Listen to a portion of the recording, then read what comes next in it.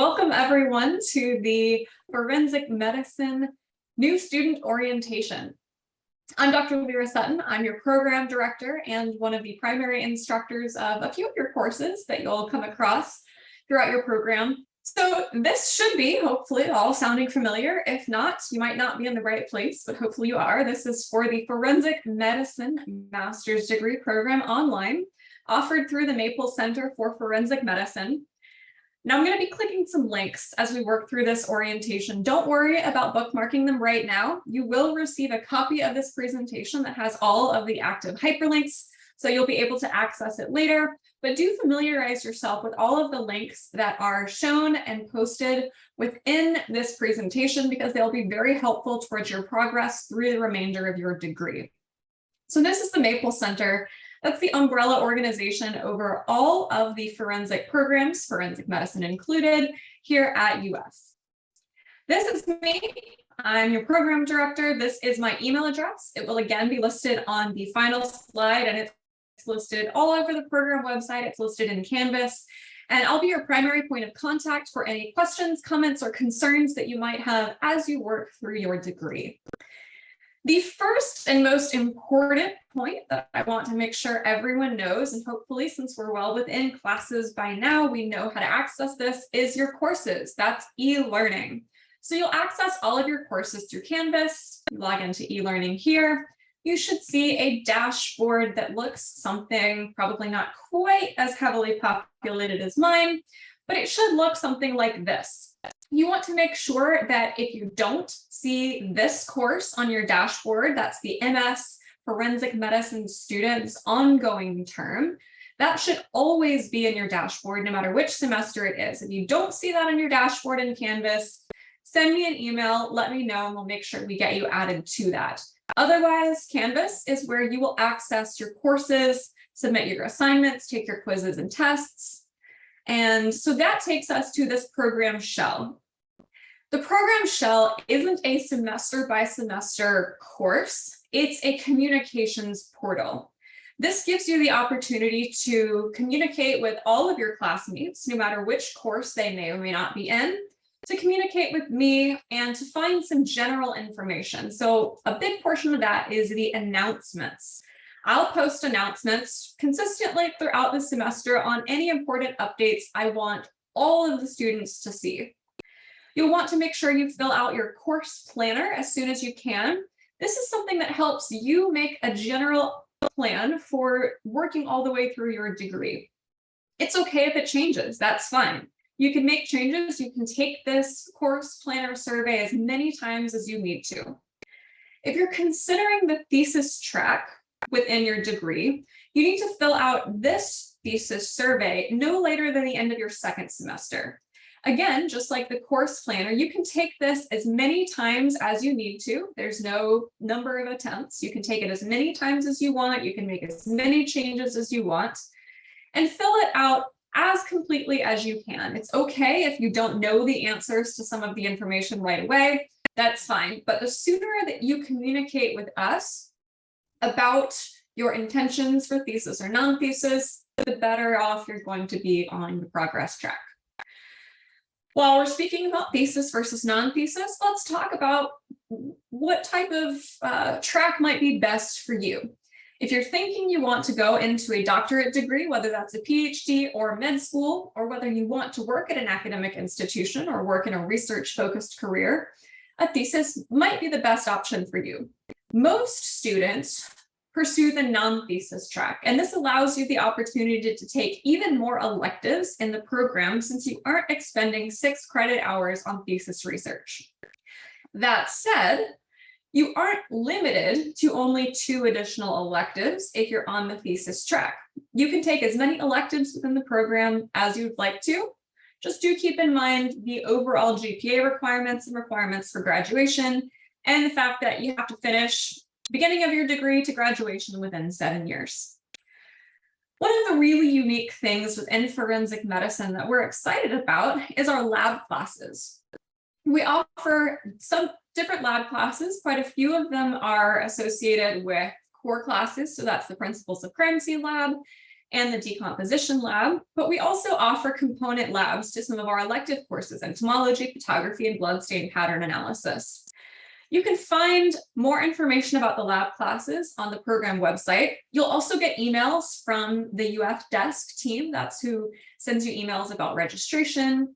That's also the team you worked with for getting admitted into this program. So they'll send you updates about which lab classes are going to be offered in future semesters, the dates, the topics, and you can also take electives outside of just the forensic medicine program. So we're going to go back to this Maple Center website, and any of these program bars up here. So let's say, for example, the veterinary forensic science program. Any course that you can find via the Maple Center website, so again, veterinary forensics, it's part of the Maple Center. Any of these courses are eligible for elective credit within your forensic medicine degree. So if you find a course that you think is interesting and you want to register for it, you found it through the Maple Center website, you'll need to email me at lyrasutton@ufl.edu. You'll want to copy our academic advising team. You'll find their email address later in this presentation. And just let us know that you're interested in taking this course that is a Maple Center course. It's not in the forensic medicine program. Let us know that you're interested in it and we'll work to get you registered for it.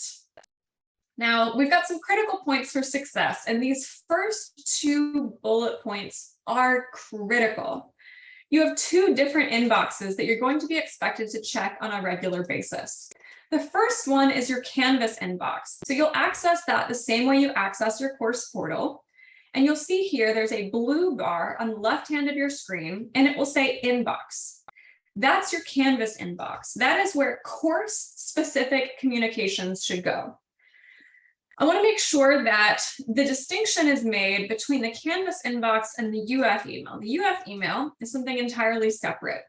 There is an option within Canvas to forward your Canvas inbox to your UF email. So that's your Gator mail. But it does not replace the Canvas inbox. So if you see an email from Canvas that's been forwarded to your UF email, don't reply to it there. So you may see, let's see if I can find a quick forward here. No, that's not even loading properly. So we won't show you that. But if you find a forward from your Canvas email to your main UF email, don't reply to it from your main UF email. You want to make sure you always go back into the Canvas inbox and you reply to the entire conversation there. The reason for that is when the email is forwarded from Canvas to your UF email, you can't tell who else might have been copied on the email. In many of your courses, you'll have an instructor and a teaching assistant, sometimes two teaching assistants, sometimes you might have co-instructors. And it's very important to make sure that you're always hitting reply all for your emails, whether that's in Canvas or via your UF email. Make sure that everybody who's on the original email stays on an email chain via reply all. And the only way to do reply all from Canvas is by accessing the Canvas inbox. They serve different purposes, so make sure you check them both on a regular basis. That way you're not missing any important communications, not only about your courses, but about your participation as a UF student in general. The next point is the UF library system. This is a graduate level program, so you're taking graduate level courses, and we will expect graduate level work from our students. That means you need to be using academic sources for all of your work. It's very tempting to want to go to Wikipedia or howstuffworks.com and find out the easy answer to a question, but that's not an acceptable source for your assignments. You need to make sure you're always using the UF library system and accessing peer-reviewed journal articles, published journal articles, textbook chapters, and other academic resources. And there's information posted in your syllabus within all of your courses on what makes an academic resource. But you can access all of this off campus using the VPN. There's instructions for how to do this. There's more than one way. So if the traditional VPN doesn't work for you, there's also a proxy server. The rule of thumb for accessing the library system is if it asks you to pay for anything, you're not logged in properly. Every article, every book that UF Library has should be accessible to students for free. So if you're asked to pay in order to view the full PDF, go back and double check that you're logged in either the VPN or the proxy server properly. A great resource is this OneSearch database. So that again takes you here, it takes you through this quick search. So you can do a quick search, you can do a search by journal, a search by keyword. So there's a ton of resources that make searching for academic sources really easy for you as a student to make sure you're submitting top quality work for all your assignments. Next up is the Graduate Student Handbook.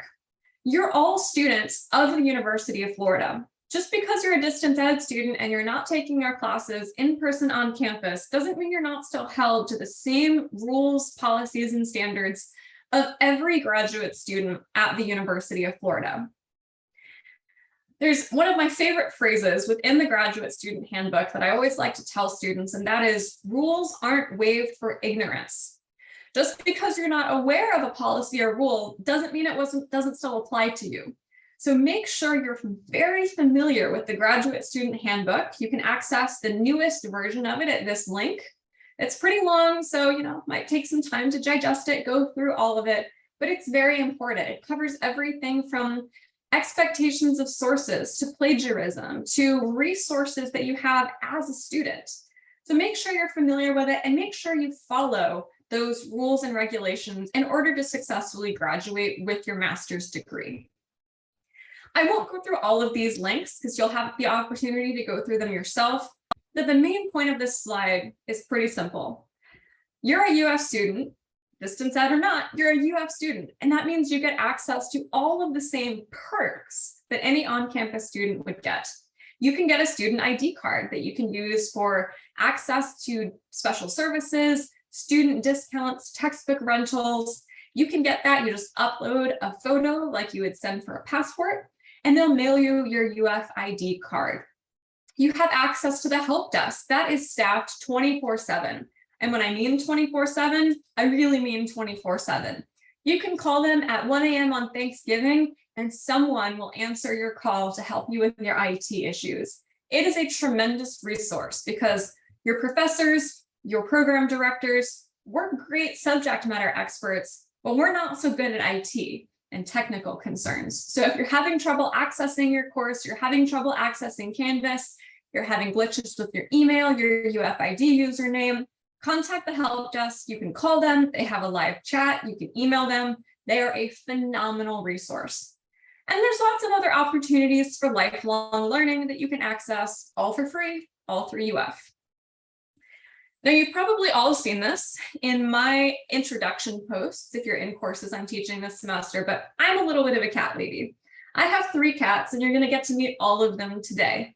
This is Quincy, and he's demonstrating one of the tenets of being a successful distance education student.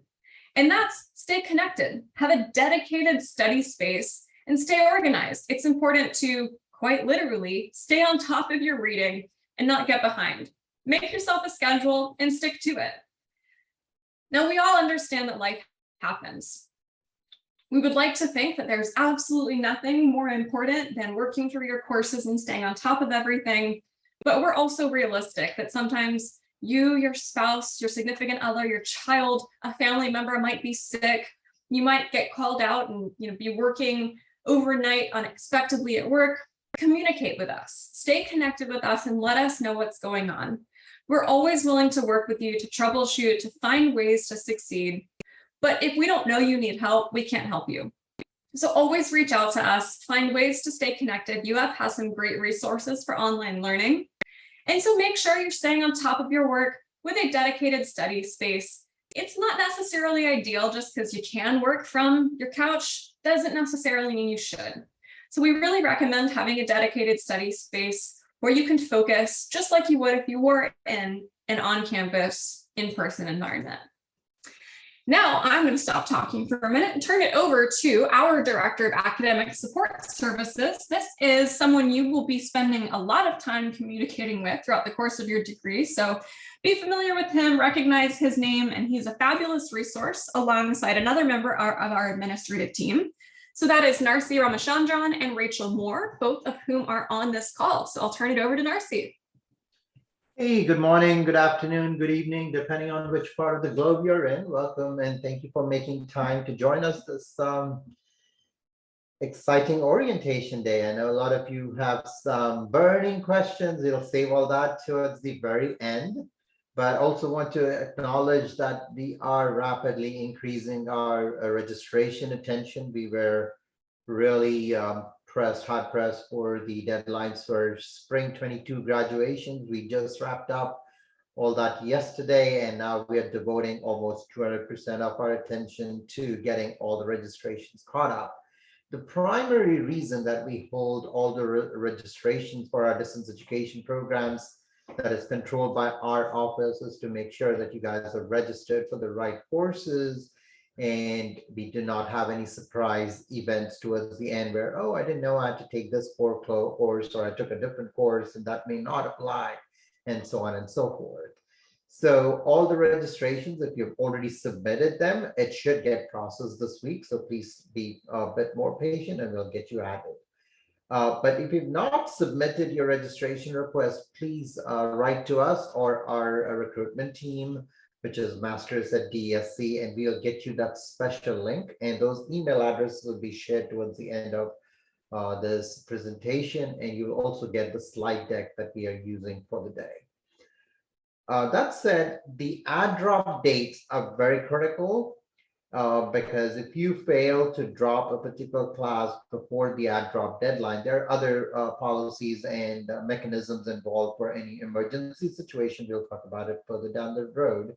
But typically you have about 5 to 7 days after the start of a term to drop a class, depending on your review, your work schedule, your life schedule, whatever be the case, you can make those adjustments. As a rule of thumb, it is best to plan for, say, you're taking one class, which is a 3-credit class, you need to allocate at least 9 hours of personal study time at the minimum to focus completely on that class. So if you're a working professional, apart from what Dr. Sutton recommended, to have a dedicated space and time and things like that, make sure you also accommodate for 9 hours of your work-life balance for one particular class. So as a working professional, it may be best to start out with one class, but if your schedule is very flexible and you can manage, maybe 2 classes would be doable, but not more than that.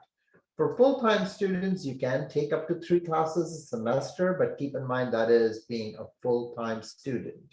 So please adhere to that.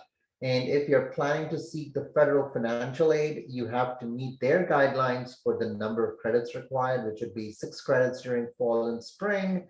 And in summer, there's a little bit of flexibility. It is 4 credits, but we technically don't have 4 credits. So you may do one elective, which is like the literature review or something, but further down the road, or plan for 2 classes this summer term as well to meet the federal financial aid guidelines.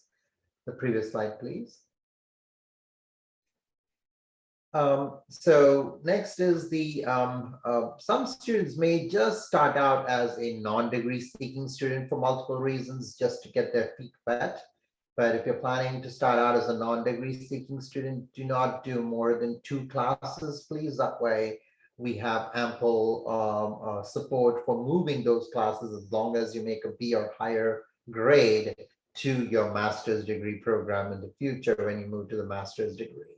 But please note that you have to submit a new application for the MS track when you're moving from non-degree to the master's track, and the transfer of credits would be done after you complete at least the first term, and it is prioritized for students who are graduating. Say if we have students graduating in summer of 2022, those students' applications for credit transfers will be done first. So we prioritize our submissions because there are thousands of applications that go to the graduate school, and we want to make sure that nothing is lost in our transaction. So we prioritize based on when you're graduating for submitting those transfer of credits. The Student Disability Office is another great resource at the University of Florida.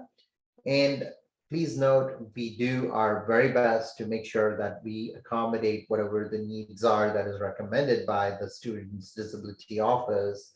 And however, to get that started, we need your first steps that you need to go through. So every semester, you need to submit the intake form to the Disability Office that would go through the process of reviewing what accommodation is needed, and they will generate a letter to you that you would share with your respective professors, and they would make those necessary arrangements for your class. So please do that as soon as you get an opportunity to do so. And the next is medical withdrawal. As I mentioned, life happens. There may be some unexpected emergency that come up, and we do recognize that.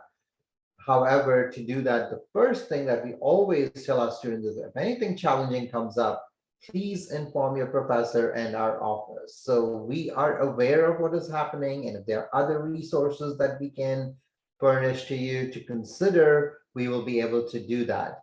But if it is something very urgent and a medical issue, they are very stringent steps that you need to follow to submit this. But if we are not aware of it, because there are particular pieces of information that we have to furnish, if you do not communicate that to us, then we may be in the dark, not knowing what is happening, and then we have to engage in further back and forth emails with you. So please, first step, if something happens, contact your professor and our office, the forensic email that you will see at the end, and let us know, and we will get on the ball right away. The other important thing is graduation requirements. All students have to maintain a 3.0 or higher GPA and have to be registered during the final term of graduation. So if you're a thesis student, then you have to take that GMS 6971 during the last term as well. You need a minimum of 6 credits. The details are on our website, but you need to make sure that you're registered for thesis hours during your graduation term. And the non-thesis student, depending on which term they're graduating, they need to be registered at least for 2 credits in summer or 3 credits during fall or spring, if that is the graduation term. But all students must maintain the 3.0 GPA. And all those emails that would be coming out reminding you to submit your application, check things on 1.uf, etc., would all be going to your GatorLink email, which is at mail.ufl.edu. So please, we urge you to add that to all your favorite devices, phones, laptops, iPads, Androids, whatever you use. Please add those mail clients to your preferred devices. The next is the Dean of Students Office. This is where most of the resources that would pertain to if you need any guidance and counseling help, that would be available here. And that is a 24/7 service. You can reach out to the counseling service for any kind of assistance that you may need. That is our care portal that Dr. Sutton is pointing to.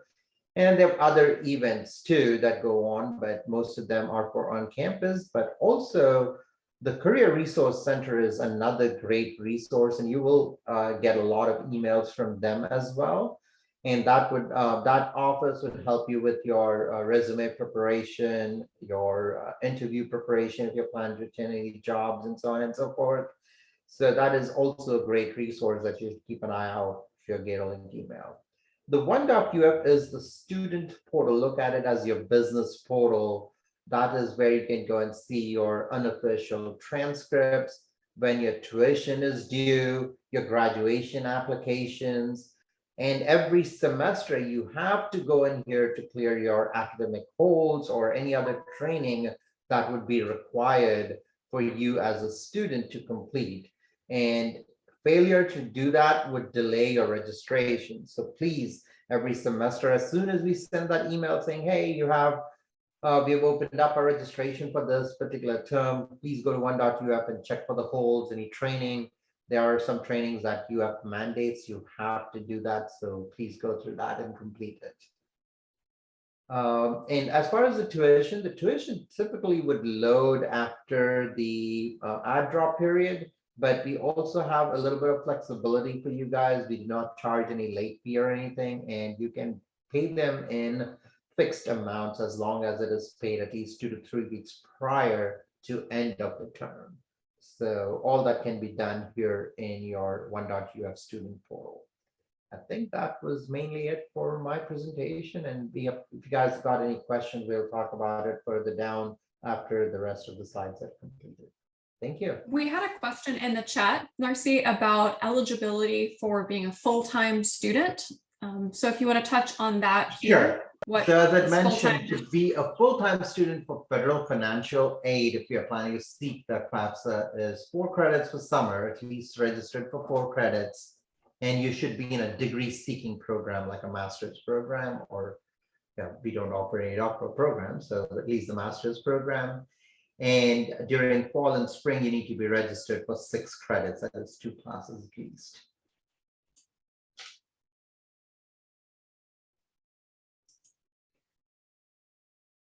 We also have within the College of Medicine access to a dedicated financial aid office resource.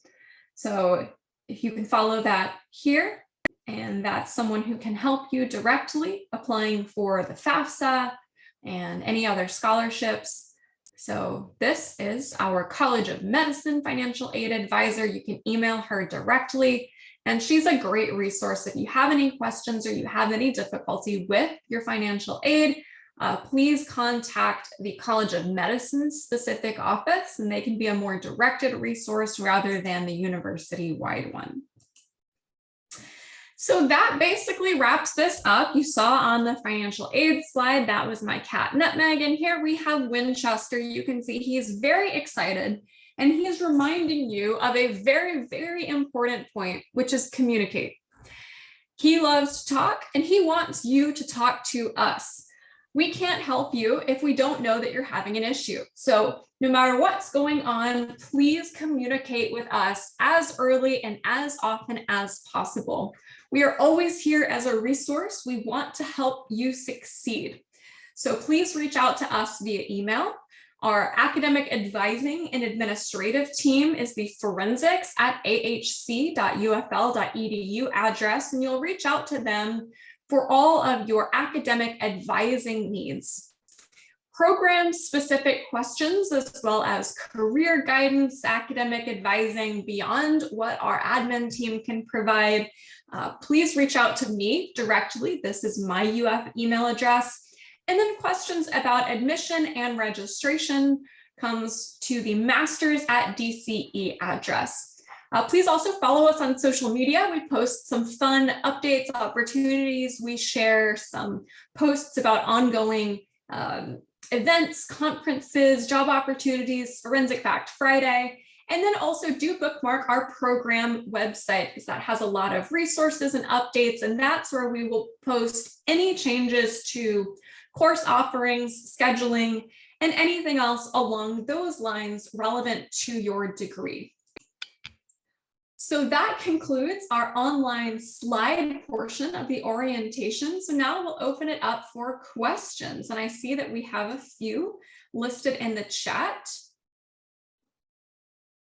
Okay, so for those interested in attending in-person labs, what vaccinations are required and how do we submit vaccination records? We don't require vaccination records. We encourage students in compliance with University of Florida guidelines to be fully vaccinated, but we do not place immunization holds on our distance education students, and that also applies to the in-person lab options. Do we have any other? Okay, can we team up with other students for labs for hotels? Sure, absolutely. That's completely up to you. When you come to campus for the in-person labs, if you're in Gainesville, we do have a pre-negotiated rate with one of our local hotels. It's $89 a night for the room there, and they waive all the additional fees for you. So that's pretty affordable, but you are absolutely welcome to communicate with your other students and talk about sharing a room, combining your travel, whatever you want to do for cost saving is completely up to you. We can't facilitate that ourselves, unfortunately, but we do encourage students to communicate with their classmates, develop peer relationships, and work together as much as you can to help bolster each other's success. As as Rachel mentioned, and Rachel is one of the members of our administrative team, so you'll be corresponding with her as well. She's also a former graduate of our forensic medicine program, so she could provide a very unique perspective on the student experience and help give you some ideas of things. There's Rachel waving to everyone. So she is a graduate of our program, and she can offer some ideas if you're running into struggles, if you're having any questions. She can offer you a really great student perspective. So do follow our Instagram that we have and our Facebook, not only for the Maple Center. The lab dates are posted each semester on our program website. This summer's lab course is the Forensic Photography Lab, and that's offered the week of June 27th. We aim to always post the labs at least one semester in advance so that you have ample time to plan your travel, taking time off work. But we like to offer these labs in this concentrated format since it's only 1 week at a time. It's not too much of a burden on the student schedule. In the spring and the fall, we sometimes offer more than one lab class, and we try to offer those back to back. That way, if you're flying in from out of town, you only have to book one plane ticket. You can stay for 2 weeks. You have that fun weekend in between to spend some time exploring Florida. And then you have the opportunity to take 2 lab classes, get 6 academic credits in the span of 1 calendar week each class. Let's see, the VPN, yes, you can absolutely do all of this overseas. You can access all of these program materials and the VPN from anywhere that you have a reliable internet connection. So there's the link there. You can find the VPN. Thank you, Rachel. You can find information about the courses and the labs. So Ashley, to your question, we take the in-person lab class after we take the online portion rather than a substitute. That is correct. The in-person labs are not a substitute for any of the online courses. However, you aren't required to take the online portion first. There's supplemental information, and each lab class has a lecture component to it that prepares you for those hands-on activities. They're not redundant to each other in any way. It's helpful if you take the online version first, so you have a stronger foundation in the material. And this is particularly applicable for the forensic photography course, as well as the bloodstain pattern analysis course. But you will not be completely lost and out of your depth if you haven't taken the online course first. You can take the lab first. And if you say, hey, I love this and I want to learn more about the theory, I want to spend more time, and then you take the online version, that's totally fine as well. But they are not substitutes for the online course. They are optional electives that you can take in addition to the online courses. Yes, as Narcy pointed out, you can also take them concurrently. That's a perfectly fine option. That is especially relevant to the lab classes that are complements to our core credits. Our crime scene investigation lab is a complement to the principles of crime scene investigation that's offered as part of our core curriculum. You absolutely can take both of those classes side by side in the same semester and be very successful. Same thing with our Artifacts of Decomposition lab. That's a core class online, Artifacts of Decomposition, but you can take that lab class in the same semester that you're taking that core class and be very successful as well. If you have questions about this type of course planning, when you should take things, you can reach out to us at any time. You can email our advising team at the forensics email address, as well as emailing me, and we're happy to give you guidance on what we think makes the most sense for your progress through the program. Yes, as Narcy said, non-degree seeking students absolutely can take the lab classes.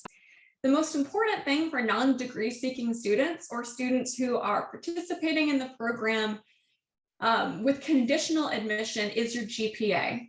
That 3.0 minimum is a hard, completely inflexible requirement issued by the UF Graduate School, and there's no way that we can waive that. So if you're a non-degree seeking student, you have conditional admission, and you're seeking full admission to the program, make sure that you're taking the recommendations of our advising team, Narcy, Rachel, and myself, to make sure that you take the classes that are going to help you get that 3.0 or higher. And you can't take more than 2 classes as a non-degree seeking student. So make sure that you are communicating with us. Again, communication is key here.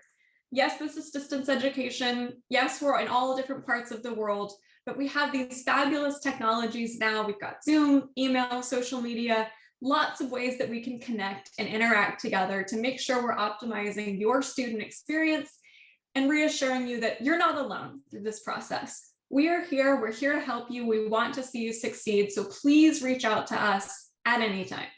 Thanks everyone for joining us today. And for those of you who are watching this recording after the fact, thank you for taking the time out of your day to listen to our new student orientation. It's been my pleasure talking with you, and I look forward to working with each of you as you progress through your degree.